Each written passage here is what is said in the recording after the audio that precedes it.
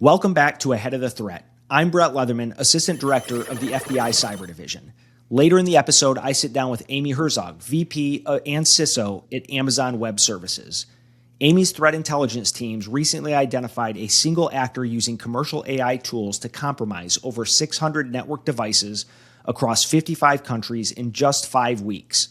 That's the kind of visibility you get when you're sitting at the center of one of the largest cloud ecosystems in the world. We get into AI-enabled threats, how nation-states are targeting critical infrastructure through third-party access, and what it takes to defend the cloud at scale. That conversation is coming up. But first, the news. I've got Jason Bilnoski with me. Jason is the FBI's Deputy Assistant Director for Cyber Operations. Jason, welcome to the show. Brett, thanks for having me here today. Before we get into the news, give folks a sense of your background in the FBI and how that shapes how you lead our cyber efforts on the front lines today. Absolutely. Brett, 18 plus years, going on 19 now with the FBI. And no matter where I went, no matter where the FBI sent me around the world, or domestically through a variety of field offices, I always seem to find my way back to cyber. So it's a privilege to be here once again as the Deputy Assistant Director for Operations, to have a front row seat, if you will, against some of the most sophisticated and technical operations that we undertake to counter the adversaries that we face today. So you lead the Cyber Operations Branch within FBI Cyber Division. What does the Cyber Operations Branch do day in and day out? Well, if you start at the top, our overall mission, which I'm sure you've hit on several times, is we drive to impose the greatest cost possible on malicious cyber actors. So within my branch, our teams work operations coordinated with our 56 field offices that lead those operations, along with our domestic, international partners, U.S. intelligence community members, and more now with the private sector, with industry partners, to drive the greatest consequence, or the greatest impact that we can have on the threats we face. And the two other branches we have in Cyber Division, we had Mike Mochtinger on last week, Deputy Assistant Director for Cyber Intelligence. They're embedded with our operations teams, your teams who are bringing the fight to the bad actors, helping to lead that intelligence activity. And then our capabilities branch, tell us a little bit about kind of how they factor into what our teams do on the operations side. Sure. All three branches are co-equal in the sense that one cannot operate without the other. We need our personnel within the capabilities branch, our personnel within the intelligence branch, all working together with our operations, with our partners, with our international partners to drive these operations. So all three work seamlessly together to combat these threats that we're facing. And then kind of before we move into the news, we talked about imposing cost on bad actors, but an equal part of our mission is to impose that cost, but also provide significant assistance to victims of cybercrime. And that is key to what your teams do and coordinating that across the country.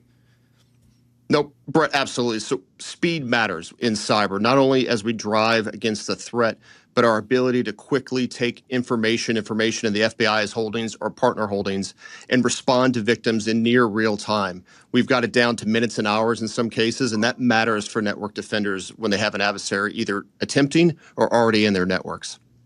Yep, that's great. And now talking about the Cyber Operations Branch and kind of leading the efforts to impose cost, on March 4th, in coordination with Europol and international partners, the FBI announced Operation Leak, a coordinated joint sequenced operation targeting the Leak-based cyber criminal forum.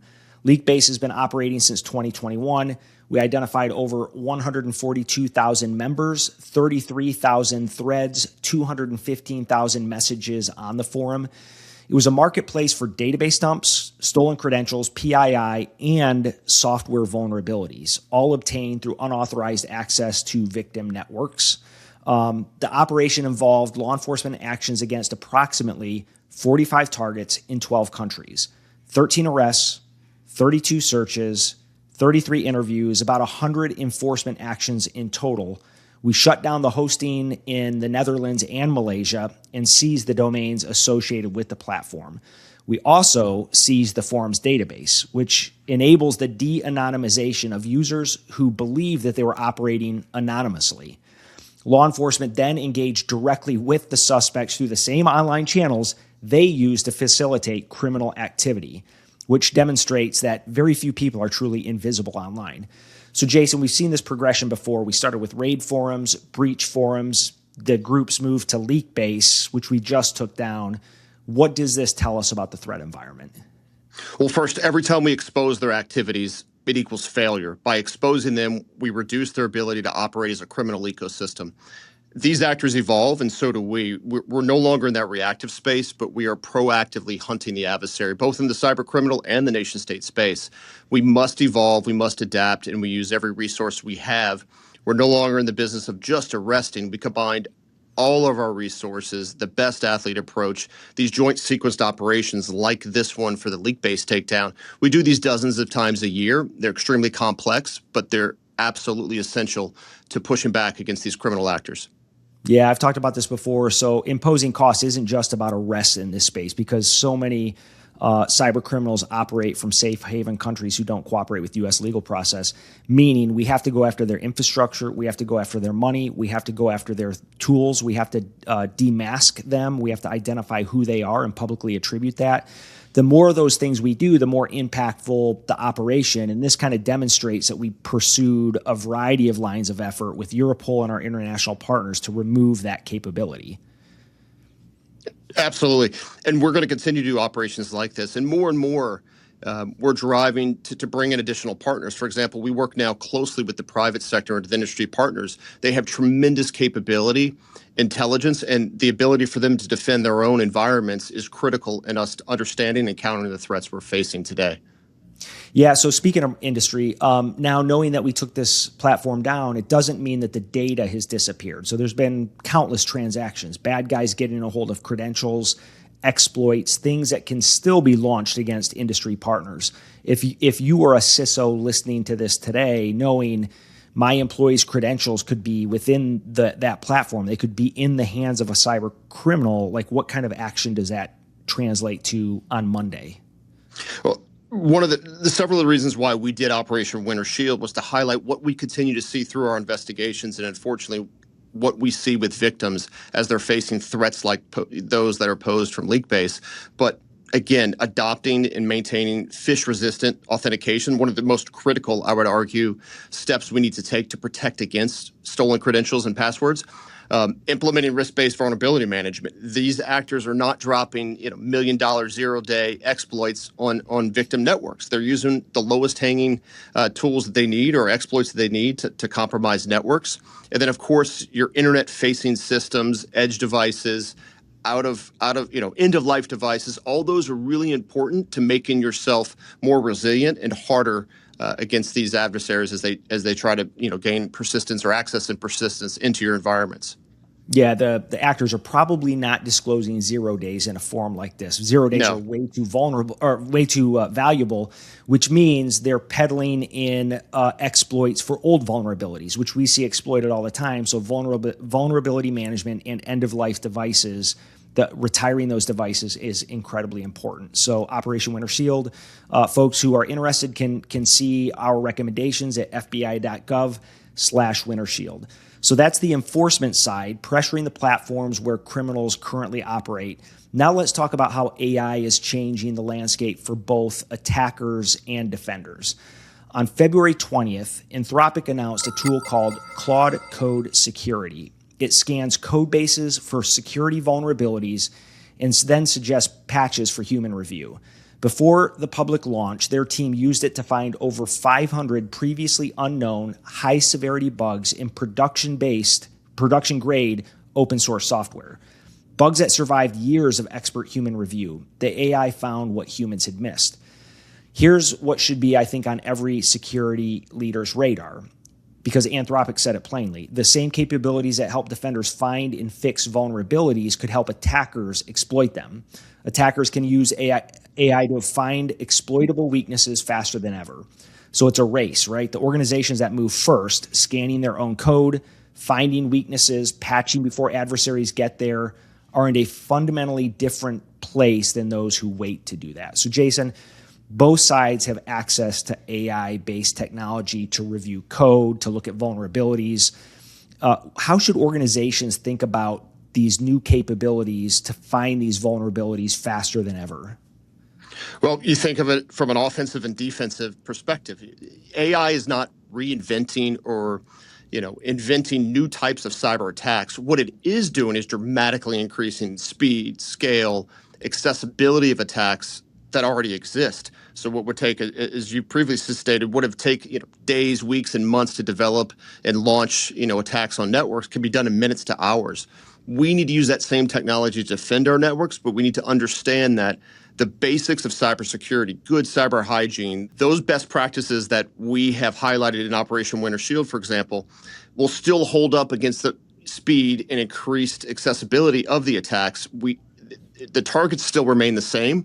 We just need to understand how the adversary is using AI and still prevent against the very basic exploits that are being launched against us. Yeah, a couple narratives I think come out of this, which is number one, if you are somebody who develops code or your teams develop code, how are you leveraging AI to now go back and review that code? Because often when we write code, we use software libraries. Not all software libraries remain secure over time or utilize best coding practices. Now you have a way to, in essence, quality review that code and to look for these vulnerabilities. So that's one application, is if you're developing code, start using it to understand, are there vulnerabilities I'm just not tracking? I think the other narrative that comes out of this is, even if you're not developing code internally to your organization, you are deploying code throughout your entire ecosystem, at the edge of your networks, on your SaaS environments, in the cloud, on premises.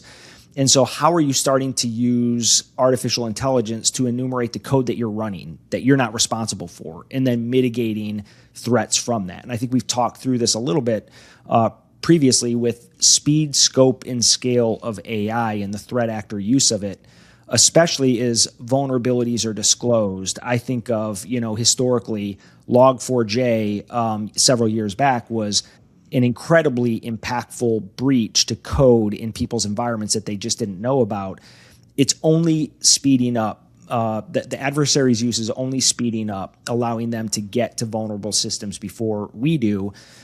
And the actors are not going through control boards to understand when can we deploy AI in our organization. They're just using it.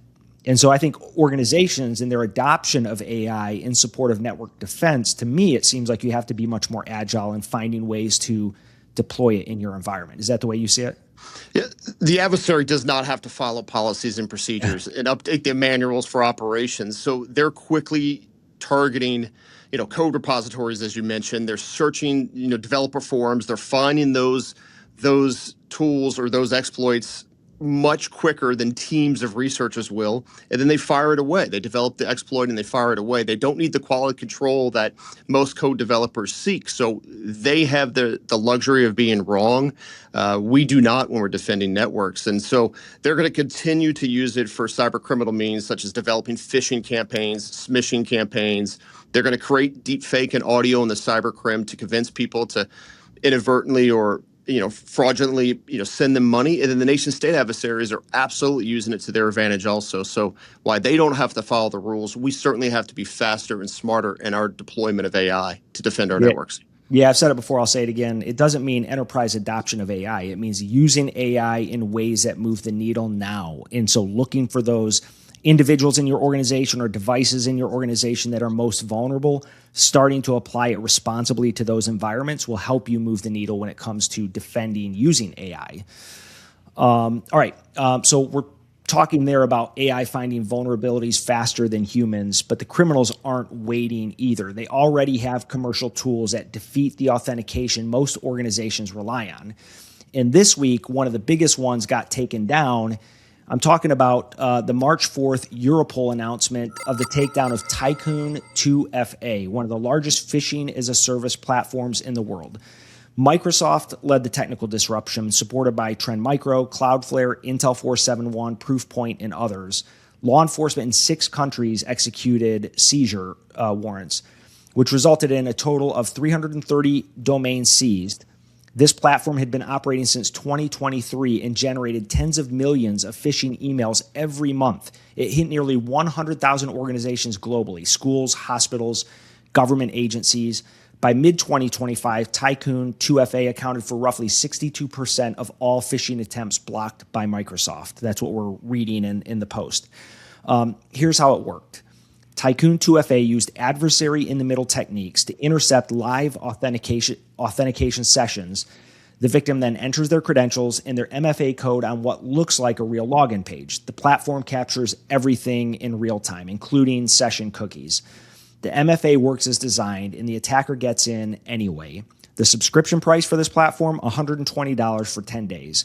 So, Jason, this is exactly why we say phish-resistant authentication, not just multi-factor authentication, is important. So this operation, what's the takeaway here for defenders? Well, first, unfortunately, this is just one of many of the criminal organizations that are out there and platforms that are operating that, as defenders of your network or as individuals working, thinking you're in a secure environment, you simply aren't, especially if we're not using the most secure systems like phishing-resistant 2FA.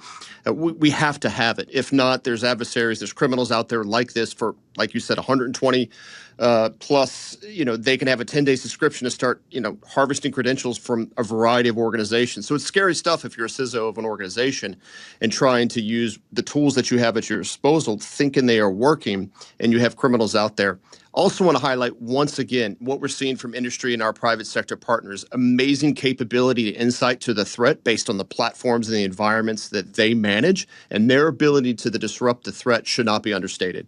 Yeah, I want to talk about that in just a second here. But first, what we identified here, or what Microsoft, Europol, and others identified, is that FIDO2 keys, device-bound passkeys, they were resistant to this type of attack that was being used by these actors. Push notifications, one-time SMS codes, they're not. And so how do organizations start to think about how they defend identity? And I heard one of our colleagues in industry say identity is the new perimeter for cyber attacks. And so how should we start to think about looking at our credentials and how we implement better safeguards to our environments through that? Yeah, it's one of the most critical functions to defend is identity management within our networks and within our environments. Simplicity and for, ease of use, we went to SMS and other less secure means of authentication. We have to get back to a place where, and I know a lot of organizations are getting there, when we have those FIDO keys, those security keys, to defeat these low-level attacks to our authentication, identity management. We've got to get there. We've got to get to that place. One of the reasons why we continue to highlight that, because when we see victims, still the majority of attacks we see are due to weak multi-factor authentication. They're getting into their environment, and it's off to the races at that point. Yeah, I agree. Authentication is the perimeter now. That is under attack. And the adversary will always take the path of least resistance. And targeting the end user often is the case. And so enhancing technical safeguards around them is incredibly important. Now, I want to touch on that piece that you mentioned about the importance of industry and how industry is playing an increased role in conducting these disruptions. Last week, the last episode, I talked to Mike Mochtinger about Google's takedown of IP IDEA. And now we see Microsoft and these other companies taking action against this platform. What, to you, is the head of cyber operations for the FBI, what does that show in the way of the industry's role in conducting some of the disruptive operations that we've been seeing and where it may be going? If you asked me this question 2-3 years ago, we would still look to industry or private sector partners as either victims of an attack or perhaps, information reporting stream on attacks. That is no longer the case. They are an equal partner in the operational space. In fact, we frequently engage with a variety of industry partners when we're planning these joint sequenced operations. The value they bring not only to their customers and the individuals that they protect, the value they bring to law enforcement and our partners around the world to disrupt this threat is simply impressive. We're in a place that we've never been before in our operational space, and we now plan our operations based around not only our domestic and international law enforcement partners, but what does industry know and what steps could industry take to help us defeat this threat? Yeah. So I think what you're hearing here from FBI Cyber Division is kudos to everything you're doing to increase cost to malicious cyber actors. Kudos to the Europeans for embracing industry's role in this particular takedown. We'll continue to leverage this all-of-society approach that the actors are using to target us to defend the homeland as well. So, Jason, appreciate you being here and appreciate what you and your teams do every day. Thank you. Thank you, Brad. So 3 stories this week. We took down one of the largest criminal forums for trading stolen data. We saw AI creating new tools for both sides of this fight, and we disrupted the platform responsible for more than half of the phishing attacks Microsoft was blocking. The common thread, the FBI, law enforcement, and our partners are on the offense. And the fundamentals like phish-resistant authentication, patching, knowing your attack surface are what separate the organizations that hold the line from those who end up getting breached and having significant impact as a result of that breach. So our next guest sees all of this from the center of one of the largest cloud ecosystems in the world. Amy Herzog is Vice President and CISO at Amazon Web Services. My conversation with Amy is next. Welcome back to Ahead of the Threat. My guest today is Amy Herzog, Vice President and Chief Information Security Officer at Amazon Web Services. She previously served as CISO at Amazon for devices and services, media and entertainment, and advertising, overseeing security for Ring, Alexa, and Amazon Leo. Amy joined Amazon in February of 2023 and was appointed to AWS CISO in June of 2025, which was consequentially when I was also appointed head of cyber division. Prior to Amazon, Amy held executive and security engineering roles across startups and large enterprises. Amy, welcome to Ahead of the Threat. Thank you so much for having me on. It's a pleasure to be here today. Great. Well, you're VP and CISO at AWS, one of the largest cloud ecosystems in the world. You guys have a tremendous view of the threat landscape, given the infrastructure that you own and operate. You run small business, you run professional sports, because I see all the time that the statistics are built on AWS. And you also run business for Fortune 50 companies. Tell me what your teams are kind of seeing. What do your teams do, and what visibility does that give you into the threat landscape? Yeah, I think we have a really unique view into the threat landscape, as you mentioned, because we're crossing so many different industries. And that means that, we're attentive to all of the different kinds of threat actor motivations there are, right? There are, nation states are within our scope, and financially motivated threat actors are within our scope, and we kind of see it all.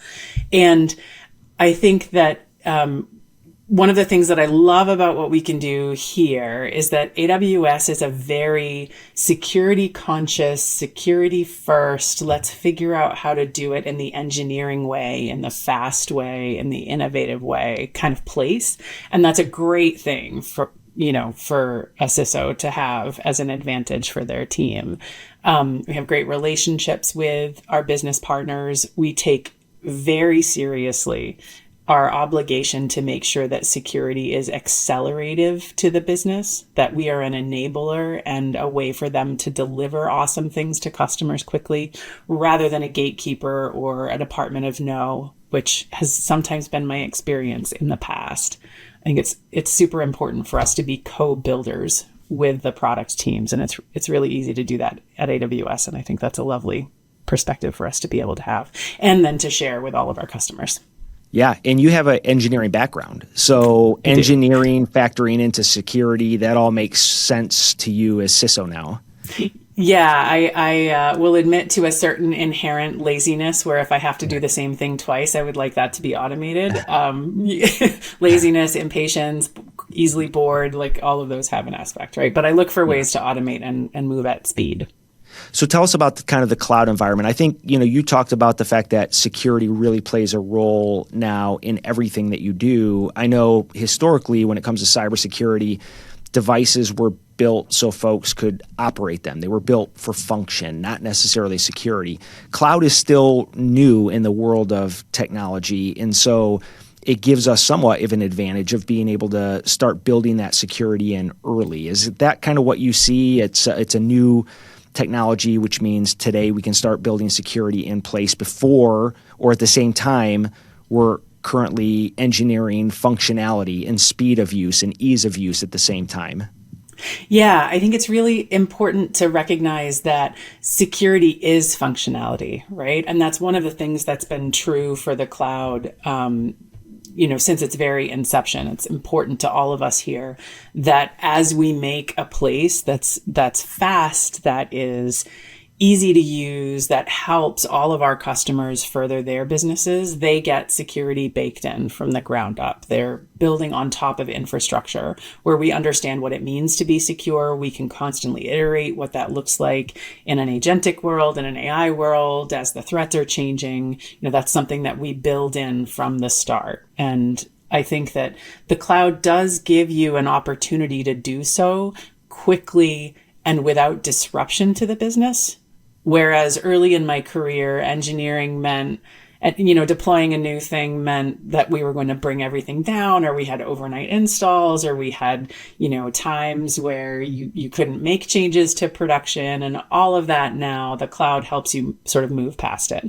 There's automatic failover, that the logs are automatically where they need to be. We support the right kind of authentication, and credential rotation is easier. All of this stuff can happen kind of below the notice of the business without slowing them down at all.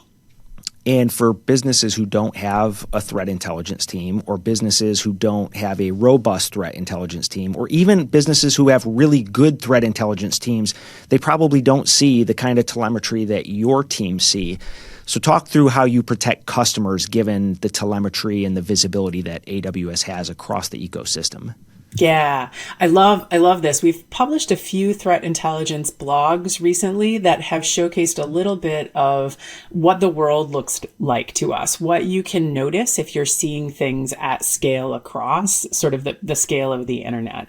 And there are a few things that we see that we try to help all of our customers and work with our partners to address. One of them is that we are seeing attackers getting faster and more sophisticated thanks to the use of AI. After the React to Shell vulnerability in December, we saw attempts to exploit that were pretty scaled within hours. And so that really means that some of the things you're focusing on with Winter Shield are super important, right? You have to understand what you've got, you have to understand how it's configured, and you have to take that risk-based approach to vulnerability management.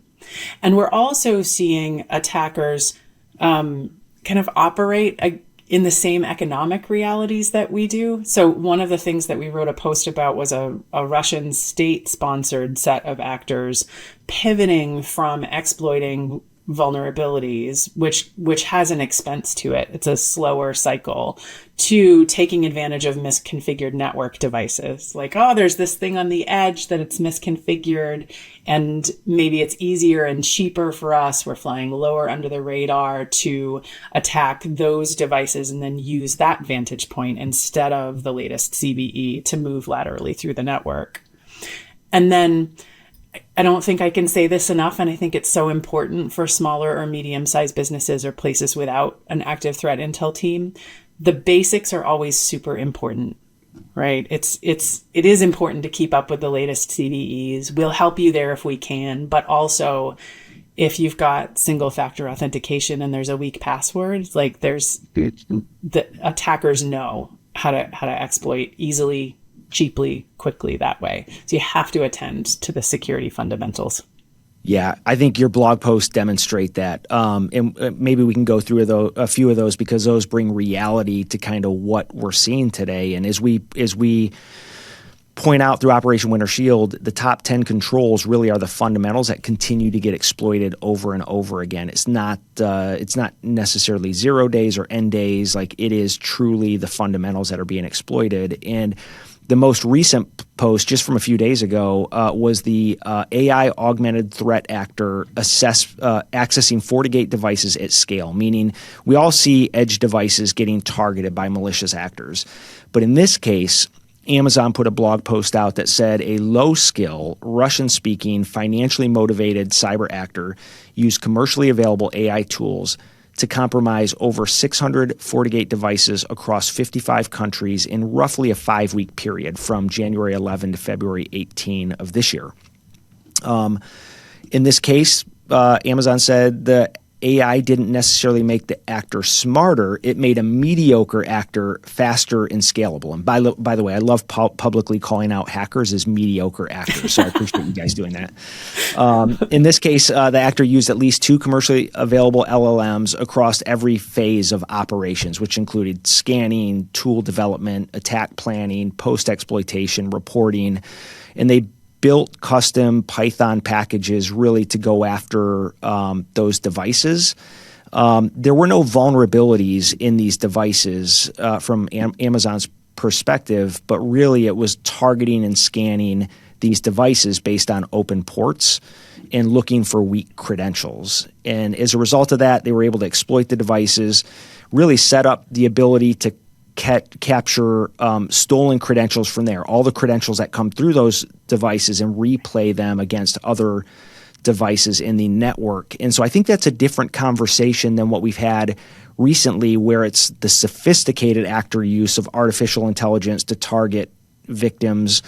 This is less that, and probably more in line with where we're at today, which is those mediocre actors being able to be have increased impact on organizations that they might not otherwise be able to exploit. So from your perspective, kind of where does this blog on the use of AI, what does that mean to us? Where does that take us, over the next few months?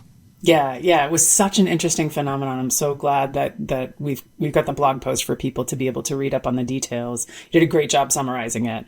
I think, given that I have a combined business and security background, one of the lenses that I view this through is economic. The AI tools especially for the less skilled actors, are changing the economic trade you make when you decide to carry out or not carry out an attack. If a target is not that high value to you and it's expensive to scan and for weak credentials and exploit them, then you're not going to do it. But AI, in this case, we're seeing it reduces that cost and time to carry out an exploit. So why not just search broadly and quickly as far as you can when you know how to get into a system? Because maybe you can go from there, given all of the 3P risk that most enterprises have, maybe you can go from there to somewhere else. And so it just changes the way that they view, I think, the return on the investment and the time to attack. And it was super interesting, this case, because we saw definite explicit signs that this was not a sophisticated actor. I spend my day worrying about sophisticated actors. I know you do too. But what we saw was that when this actor ran into a hardened system or something that was, more properly configured or that looked more time consuming, they just went on. They just abandoned it to the next one. So that shows a kind of opportunism of the less sophisticated actors. And I think it just reiterates how important it is for us to attend to those fundamentals, make sure we understand what we look like to the internet, what are our internet focused endpoints, how are they configured, so that we can kind of get on defending at scale in the same way that we now see attackers adopting this technology. Yeah, it was interesting. Your point, when they got resistance, when they saw that the fundamentals were in place, they simply moved on and They went to the next organization. And I think for most small to medium and even large businesses, that's the goal, is to plug those gaps so that they do move on, so that they find the next organization and we're not a victim as a result of that. And I think that is part of the story here. Exactly. We've been focused on defense in depth or layered controls or kind of whatever the phrase du jour is to describe it since the beginning, because we know that many threat actors are opportunistic. And if you make the cost higher for them, they're more likely to go on to somewhere that does not have so many of the fundamentals right. It's an eternally important principle. Yeah. What goes into the thoughts behind publishing this kind of intelligence? Because what you guys could do is take that, defend your customer base, which is a tremendous amount of security here in the U.S. anyway, because of the amount of people who ride on AWS infrastructure. So you could take that, apply it, and have real impact on defense. But instead, you guys go out and publish this information publicly. What goes into factoring around what you put out publicly? Well, we're embracing the power of "and" here. We definitely take everything that we see and turn that into defenses, both that our customers can leverage immediately and kind of autonomously on their own in guard duty and some of our other security products, and in the work that my team does to identify and close down stuff that we see that shouldn't be going on. So there's definitely a bunch that we do that's both immediately visible to customers and then not behind the scenes to make sure everyone is protected protected, because this is not like, we can't protect ourselves in isolation. Nobody can. Cybersecurity is a team sport. And when we think that there's great benefit to the kind of general defender community in sharing differences that were noticed, changing in the attack approach that we notice, trends that we might see before others, then we do try to figure out how to safely share that threat intelligence so that we can all improve our defenses. And this is a classic case of that, right? Where we're seeing folks who might not be living in the nation state worry place understand that they might have to worry about more sophisticated and faster attacks than was true 2 years ago. Yeah, I think this really hits home the fact that even if you're a small business, it doesn't mean you're hidden to the adversary, right? I continue to hear that in my conversations with businesses throughout the country is, why do I have to worry about this? Because I'm not somebody of consequence to a Russian national or a PRC state hacker or anybody, frankly. But this tells a different story, right? It shows that there is a level of automation that goes into targeting that even small businesses should pay attention to. Yeah, absolutely. And the good news is that this is not this does not have to slow down your small business. This does not have to be a bunch of friction and a statement that you can't do things. It just means that you need to think about those fundamentals in the small moments, when you're setting up a third-party software connection. Make sure it's MFA enabled. If they don't offer MFA, then think about whether you've got alternatives. There's easy ways to make sure that you're protected from the start that don't require an awful lot of friction in getting those fundamentals right. It's not that you need to have, an expert in 0-day defense on your team. You need MFA. It's not that, you have to have a team of engineers, even though you're a tiny business developing defenses. You need to patch. The fundamentals are pretty accessible and quick. Yeah, those 10 fundamentals that we have highlighted in Winter Shield are meant to be things that anybody can move the needle on in a short amount of time. We recognize that they're not something that holistically people can always apply across the enterprise, but at the very least, we're trying to give meaningful ways that folks can implement risk-based solutions for all 10 of those to at least begin to start to move the needle and hopefully help those actors move on from you. Like ping your environment and say, they're hardened enough that we're simply going to move on from there. Not worth it. Next. Yeah. Right. Yep. So in December of 2025, mid-December, Amazon Threat Intelligence put out another blog entry. This one identified Russian cyber actors targeting Western critical infrastructure. And in this case, Russia's GRU, known as Sandworm, was targeting Western critical infrastructure, especially within the energy sector.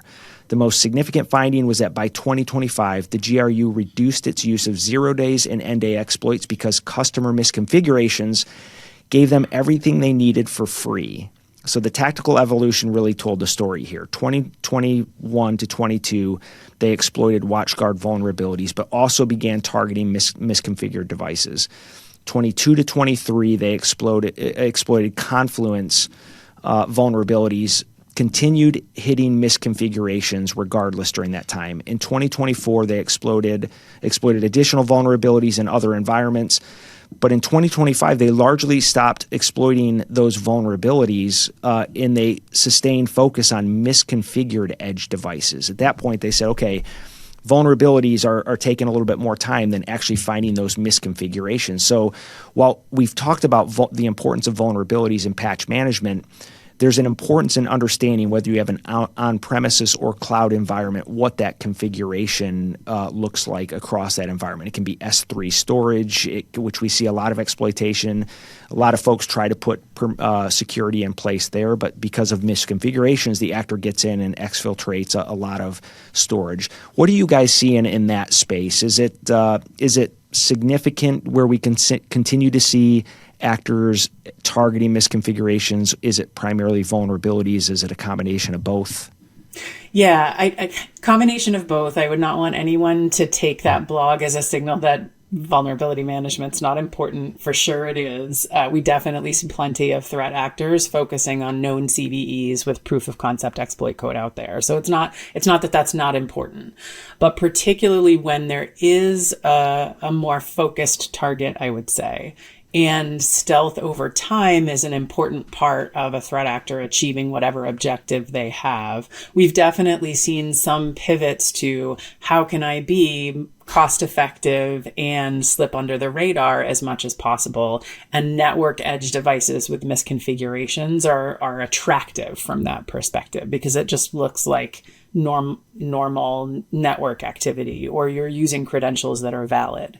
And so in addition to making sure that you've got good patching hygiene, we think it's really important for businesses to look at what their network edge devices are, how they're configured, and to be sensitive to things like credential replay attacks and to work it into your game days. What if this were not, acting not, what if this edge device were compromised and acting in an unusual way? Would we catch it? What would we do if we caught it? How fast is that cycle time? So that's the sort of goal in that blog post, was to make sure that folks understand that adversaries also adapt to making sure that they can, achieve their goals as cleanly as possible, whether that's cost or speed or stealth or et cetera. Yeah, and that one also targeted, I think, MSPs and kind of third parties connected to critical infrastructure networks. So here they are, state actors targeting energy sector, critical infrastructure, but they're looking for, in some cases, the path of least resistance, which is that third party that connects to the environment. They might be, they may have remote access to the network, or they might be managing devices, those edge devices for critical infrastructure. And so I think for all of us, that shows we have to start to really understand the trusted third parties who connect to our environments and how we mitigate risk associated with those third parties. That's right. Exactly. The great thing about the world we're living in now is that I don't have to invent absolutely everything I need to run a business. There's lots of undifferentiated work that, a third party is happy to sell me SaaS to solve. And the flip side of that from a security perspective is we've got this very complicated, interwoven, transitive trust set of relationships for basically any business or enterprise today. And so making sure that you understand what your picture is, that you're prioritizing kind of how you're restricting or setting up your integrations with third parties based on risk, like that's now a key factor in the, security and businesses accountability or obligation that, wasn't true when I first started my career, say. Talk a little bit more about that, because, a lot of people will say, well, third parties are cloud providers like AWS. Third parties are people who come in and remotely manage my network. Third parties are people who manage devices within my environment. Or third parties are also people who don't touch my network, but they house some of my data.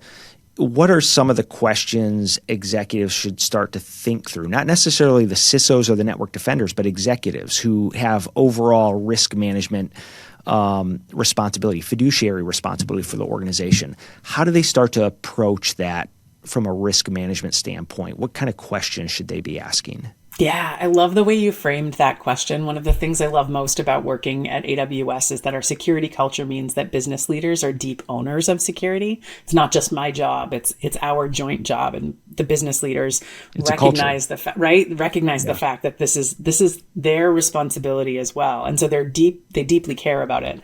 I would ask about I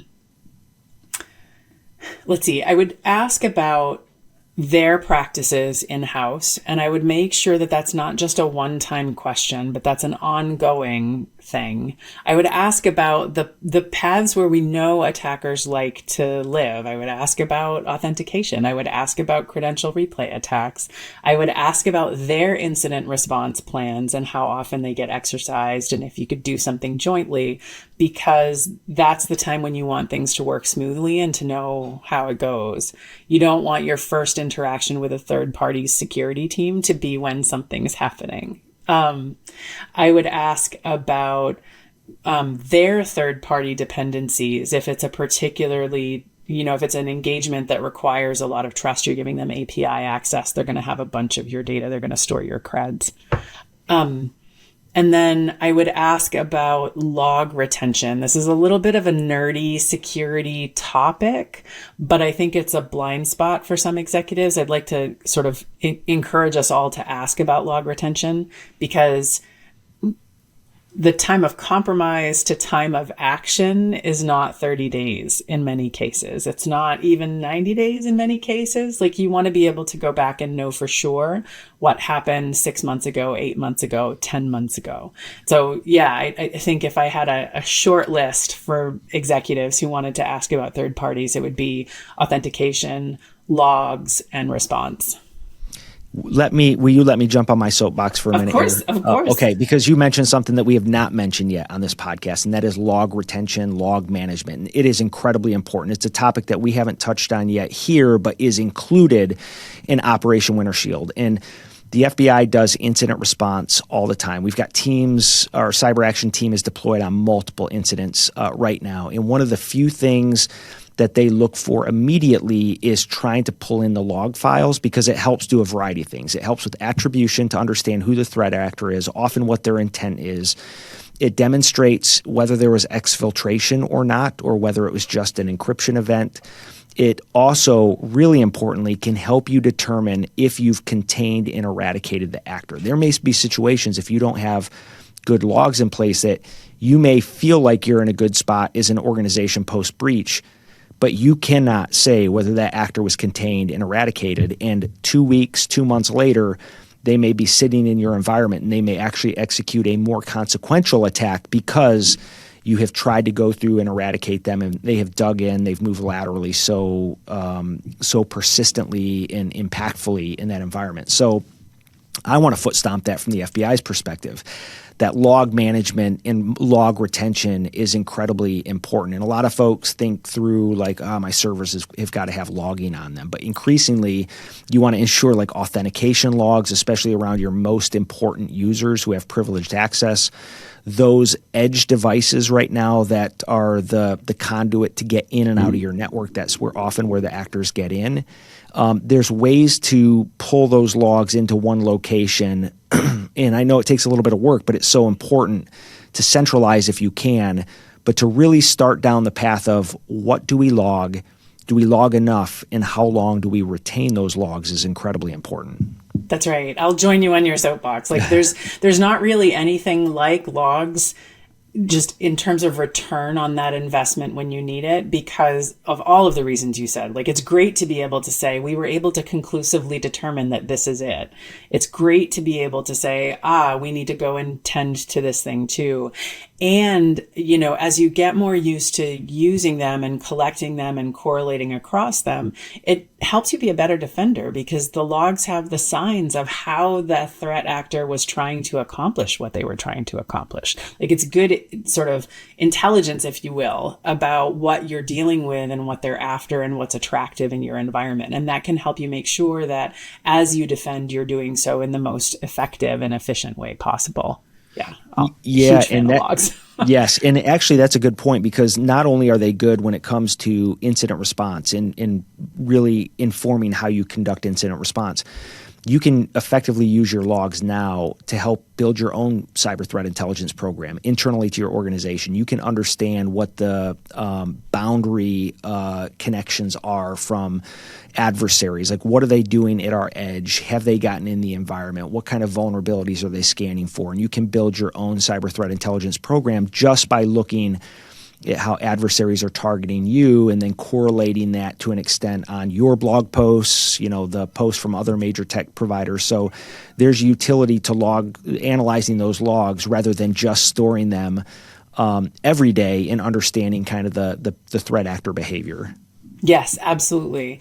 And as you, like, if I bring the business tie into this a little bit, as you have to make prioritization decisions, right? Where do we harden first? Where is it most important to make sure that we've got MFA super tightened up, not just for our employees, but for those third parties? Like, it just helps you make those decisions more effectively toward a secure outcome. Absolutely. Yeah. Okay, you mentioned it, so I'm going to jump into it. React to Shell. So that was something that was announced. I remember in early December. I was at a tech conference when that first went public, and so my teams pinged me to let me know new, very significant CVSS 10.0 vulnerability out there that's going to have tremendous impact. Shortly after I got it, I started to notice all the tech folks around me going to their phones and kind of checking in with their teams. And it was one of those moments, you don't see them often in the cybersecurity community, where you look across the room and you start to see something's happening here, right? That was a big one. So for those who don't know, CVE 2025-55182, React to Shell, it really was one of those moments where it was a huge critical vulnerability that impacted many people. But I think the story here was the scale of exploitation. And you referenced that. Can you kind of talk through what you guys saw when it came to speed and scale of exploitation of that vulnerability when it was announced? Yeah, absolutely. It was really like the time lapse from public disclosure to active exploitation attempts was notable. Like this was hours. It was really, they all needed to be on their phones across the room because it was happening pretty much right away. And the other aspect of the activity that we saw that was notable was that we observed both kind of automated scanning tools and different individual proof of concept exploit attempts. So we kind of saw both the speed to action and the breadth of action we felt were notable in this case. And I think, you hesitate to do too much attribution in a case like this, but I think it reiterates the most recent blog post and kind of ties with that. We're really seeing actors be able to act quickly, iterate quickly, develop quickly, and have the sort of breadth-based attack fast, where if a public exploit that is disclosed, they're just able to rapidly integrate it into scaled operations from a threat actor perspective.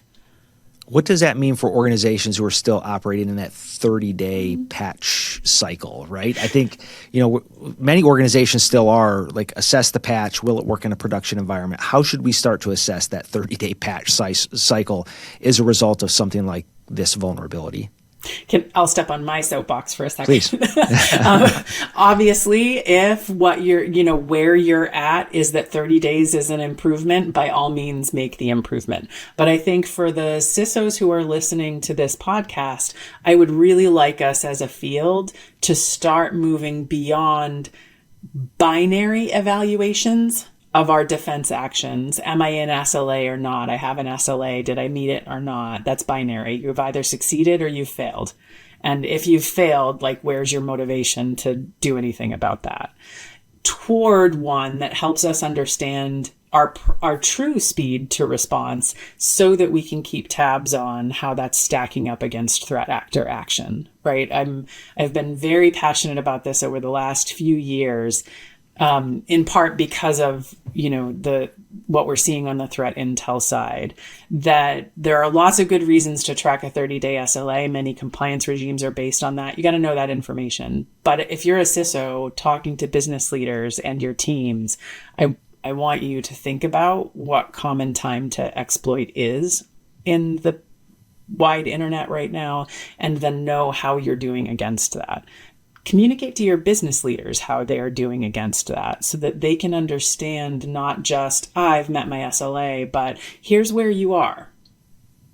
Here's what your internet edge looks like.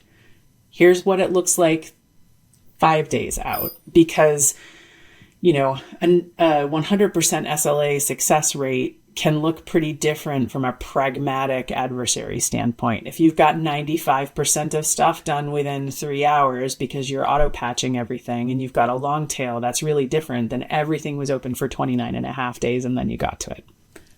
Yeah, I talk about that a lot with regulated organizations. I get to speak at different events across different sectors, and many of those organizations are regulated, and sometimes you'll hear folks say, we meet regulatory requirements, and regulatory requirements are reacting to what happened 2 or 3 years ago often, and not what's happening today. And so simply meeting an SLA or simply meeting a regulatory threshold I would argue, does not mean you're secure. It means you're secure against what regulators or others may have seen several years ago. Instead, we should be continually looking at what the actors are doing today and driving towards that. It's not to minimize the importance of having SLAs or regulatory requirements in place, but there is something to say what we're seeing today is not reflected in SLAs and regulations often. Yeah, I mean, I think they're aiming at different things, right? We want to have a basic understanding of a shared, it doesn't matter what your context is, we think this is a reasonable bar goal. I think there's a really important place for that. And it's in the spirit of security being an enabler, there are situations or businesses or cases or machines in which that's a completely appropriate thing. And me pushing for a super expensive automated response is just not the right allocation of resources against the threat. So I'm not out to diminish the importance of those regulatory standards at all. I just don't think as security owners, our job stops there, if that makes sense. And metrics matter, and learning to drive under our understanding of what dwell time looks like, or what time to contain or remediate in certain environments. Really trying to understand what is important in our environment, where should we focus those metrics on, and then driving our defenses towards some of those metrics, and then measuring ourselves against that. That would probably drive meaningful results in communicating the same to business owners, to executives, to boards of directors is incredibly important. One thing you've hit on a couple times now on the podcast is the idea of incident response, and really starting to understand how are we going to respond to an incident. In addition to being an FBI agent, I'm a pilot. And so we prepare all the time for emergency situations. And what we do is we practice. There's a low likelihood we're going to run into certain scenarios, but it's going to be a high impact if we run into it. And so we ensure that what we do is a reaction to our training and how we exercise that training. I don't think we do that enough in the cybersecurity discipline. And where we do it, I think it's the CISO or the cyber defenders who do it, and it's not other people who are buying into that. Can you kind of talk through your perspective of tabletop exercising your incident response plan and the importance of doing that? I think it is crucial to practice realistically and regularly. I can't, particularly for smaller, medium businesses or companies where they're not living in the nation state world all the time. That's not what they're thinking about when they get up. I can't overemphasize how important it is to practice what you're going to do. This is a bunch of, I love that you're a pilot. A bunch of safety focused industries do a great job of this. And I think security could learn a lot from the kind of safety practices that involve just go through it. And there are a couple of things that I think are important there. One, it needs to be realistic. You can't pregame it too much. The scenario has to be realistic. Most people need to know not know exactly what's going on. And a thing that I think often gets overlooked is that business leaders, legal, communications, critical third party engagements where you have a lot of trust, law enforcement, they all need to be part of that practice, because at the end of the day, security is about customers. And that means an incident is a business crisis. It's not a security crisis. And you need to help your executives, your legal folks, your messaging folks all understand what it will look like to make very quick decisions under tremendous amounts of pressure with limited information in scenarios like that. I don't think it can be emphasized enough how important that regular practice is. Yeah, I think in our discipline, whether you're a pilot, whether you're a law enforcement officer, and you tabletop or you walk through these unlikely scenarios but with high impact, what you're looking for are gaps. Where are our gaps, right? And what we see in doing our incident response with victims is the gaps often are with outside counsel or legal counsel, and understanding at what point they're going to bring in and share data with law enforcement, and the value that law enforcement brings, and how law enforcement protects that information. We've seen it here in recent weeks, and I feel like it's Groundhog's Day. We explain to them over and over, like, this is what we can, this is the information we can get you to help with your containment and your eradication efforts. This is how we protect your data. But I've also sat in FBI field offices where we've been a part of tabletop exercises for corporations, and we can bring insight to those tabletops to help before a breach, outside counsel, inside counsel, the C-suite, the board of directors understand what it is that we do with data and the value that we bring. The same is true for, like you said, media messaging, because inevitably if it's a significant breach, you're going to have to deal with the media at the same time you're dealing with crisis. And finding those gaps is critically important. And when you bring everybody together and bring those unique perspectives together, you're going to start to see those gaps. And then you start to iterate your incident response plans off of those so that when crisis actually does happen, you're much more aligned. And that's what we see. The folks who do that are tremendously successful when it comes to incident response versus those who are doing it for the first time. Yeah, I'm so glad you brought that up. As important as practicing is fully debriefing, no blame, like just talk about what happened. You'll identify gaps, make sure they have owners, make sure that the owners are tracked and accountable for closing the gaps. And so much of what happens in a live incident builds on relationships that you need to have set up beforehand. And like highlighting that through an exercise, go to your local field office, make sure you've got all of their relationships and alignment ahead of time, makes the difference between successful incident management and not. Yep, agree. Well, we've talked about a lot. Let me give you a few seconds to kind of think through what we've talked through and what you would tell organizations to start considering today as a result of our conversation. Like if you had a few minutes to talk to stakeholders, whether it's the CISO, the outside counsel, or the board of directors, what are some of the things that, from your perspective, leading cybersecurity at AWS, you would want to impart to help them understand how they start to approach the current threat environment? Yeah, I think maybe I'll talk through three things kind of in increasing order of complexity or detail or the number of people you'll need to get involved, maybe. I think the first is, we touched on it a little bit with the SLA topic, but really internalize both as a security leader or as a business leader listening to this conversation that security is part of what you deliver to customers. It is part of the customer experience. Whatever your business is, whatever your threat model is, big or small, a secure experience is part of what your customers need to get from you. And everyone owns that. And if you don't believe that, like dig into it, figure out how, what's the disconnect between what I'm saying and how you see the world, because I truly think this is true.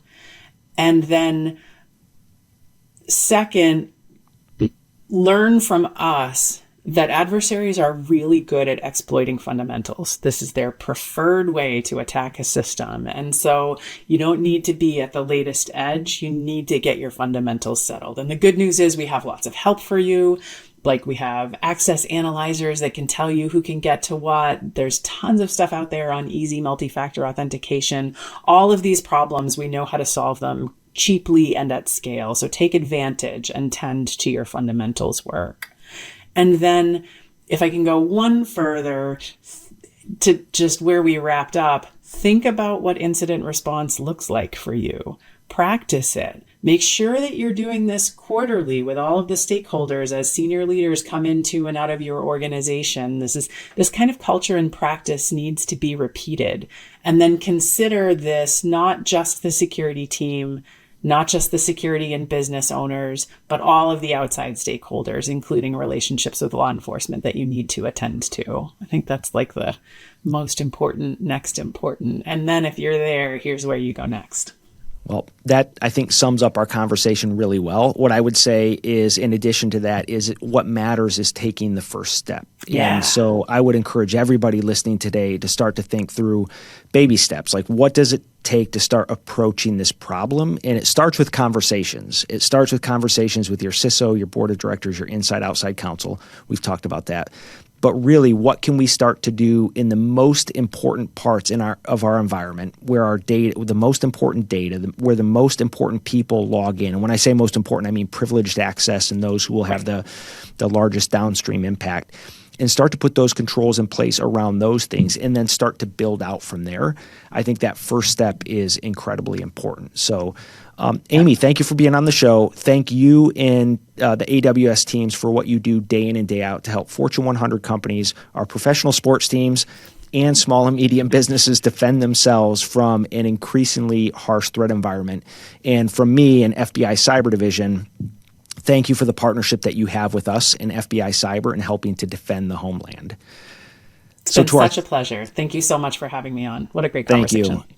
To our listeners, thank you for tuning in to the podcast. If you haven't already, you can explore Operation Winter Shield by going to fbi.gov/Winter Shield. It's the FBI 60-day campaign to defend the homeland by focusing on the 10 key defenses that raise the cost of exploitation to the malicious actors. Until next time, I'm Brett Leatherman, head of FBI Cyber Division, and together, let's stay ahead of the threat.